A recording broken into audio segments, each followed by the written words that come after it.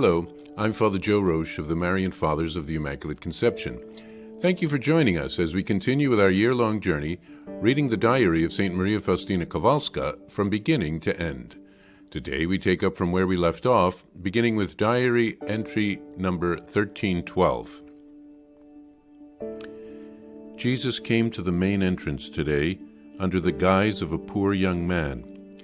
This young man, emaciated, barefoot, and bareheaded, and with his clothes in tatters, was frozen because the day was cold and rainy. He asked for something hot to eat. So I went to the kitchen, but found nothing there for the poor. But after searching around for some time, I succeeded in finding some soup, which I reheated, and into which I crumbled some bread, and I gave it to the poor young man, who ate it. As I was taking the bowl from him, he gave me to know that he was the Lord of heaven and earth. When I saw him as he was, he vanished from my sight. When I went back in and reflected on what had happened at the gate, I heard these words in my soul. My daughter, the blessings of the poor who bless me as they leave this gate have reached my ears, and your compassion within the bounds of obedience has pleased me. And this is why I came down from my throne, to taste the fruits of your mercy.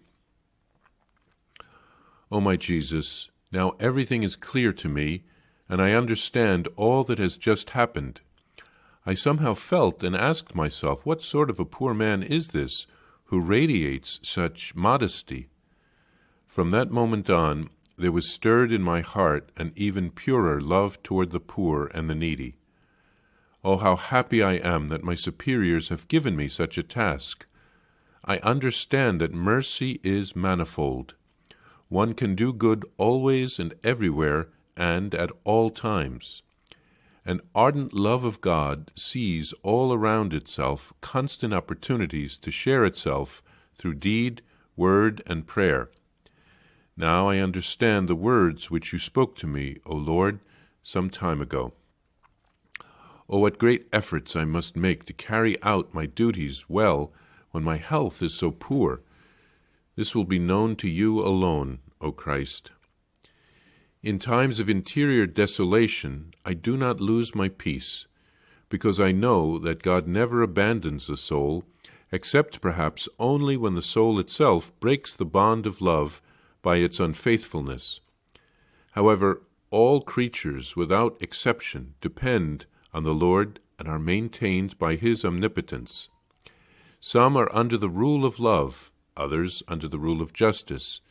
It depends on us under which rule we want to live, because no one is refused the aid of sufficient grace. I am not frightened at all by my apparent abandonment.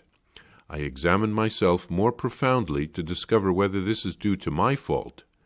If this is not the case, then may the Lord be blessed. October 1st, 1937. Daughter, I need sacrifice lovingly accomplished, because that alone has meaning for me. Enormous indeed are the debts of the world which are due to me. Pure souls can pay them by their sacrifice, exercising mercy in spirit.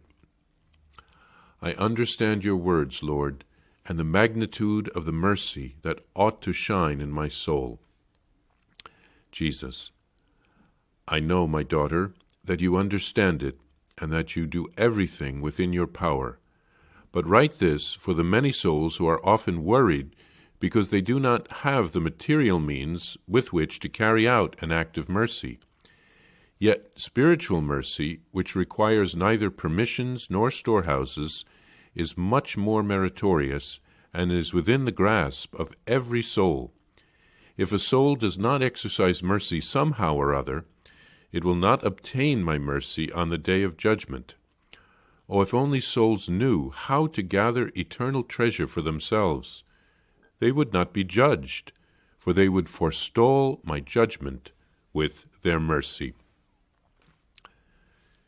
St. Faustina had an interesting experience in which Jesus came down from heaven to personally experience her mercy and compassion. So many poor people had cried out blessings to heaven because of her goodness, that Jesus himself wanted to experience it. Faustina had been puzzled that the poor young man who had been so modest in his demeanor, and then she understood that it was Jesus himself. Faustina understood what Mother Teresa always talked about, seeing Jesus in the distressing disguise of the poor.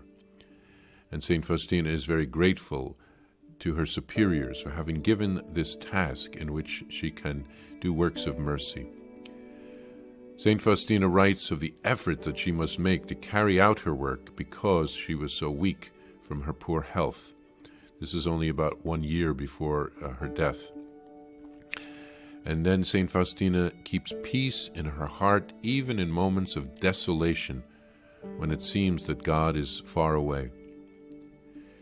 St. Faustina makes sure the apparent abandonment by the Lord is not due to something that she has done, and if that is not the case, she accepts God's will with holy indifference.